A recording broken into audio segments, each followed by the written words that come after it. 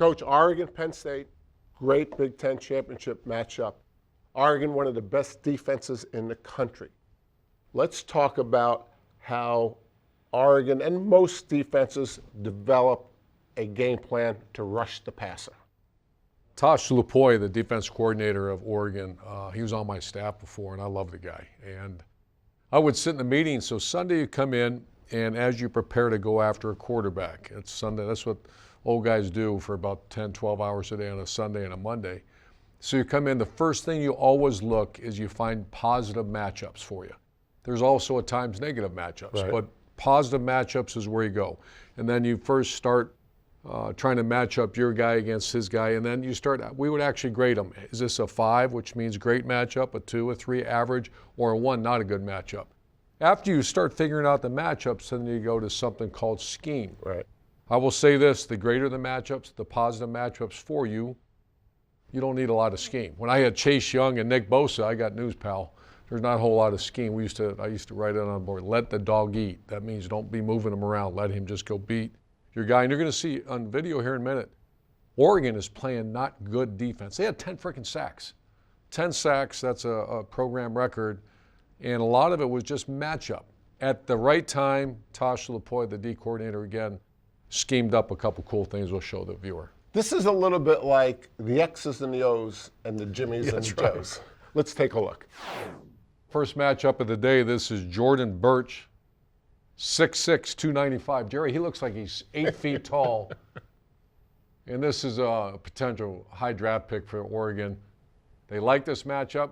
You have matchups like this, you don't have to do a lot of scheme, but take a good look. He knocks the hands down off the Washington offense lineman, and this is called a matchup sack by Jordan Birch. Another matchup here, Jerry. Notice Oregon only rushes 3. And when you have the matchups that they had in this game, you don't need a lot of scheme. So everybody let's focus on the nose tackle, playing right over the center, Jamari Caldwell. He just takes the center and rides him right back to the quarterback. Notice his hands are in tight. He's playing with great leverage. When you're setting up your game plan to put pressure on the quarterback, where do you start? You start in matchups. Right. And we just watched 2 positive matchups. I would put these 1 through 5.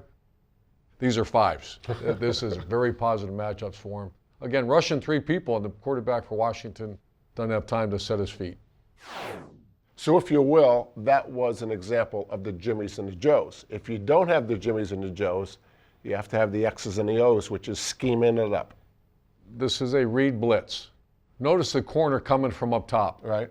They understand it's man protection, so the tailback's got either the linebacker or the corner coming. Right away, he sees the eyes of the tailback go where? Go right to the corner. Right. If the tailback released, the linebacker would have a man coverage. So this is called a read blitz. He's reading the tailback. Tailback turns to block the corner, and he triggers right now. The great coaching here is watch how fast Bryce Betcher comes. He not only sees it fast, he runs it fast. He runs real fast, yeah. The final pressure I want to show you again, this is not complicated at all. They're playing zone coverage behind Sam pressure. This is it, just a 5-man pressure. Not complicated, but I want to focus on a couple things here. Once again, the speed that they play with, right, but also the technique. This is Brandon Johnson coming from the nickel spot, number 3. Watch his hands inside, hairline below chin. Watch how low he plays. He accelerates his feet, and he drives the tailback right into the quarterback. That fires me up here, Jerry. Great leverage. This is excellent. Penn State better be ready for the speed of the Oregon defense. No doubt.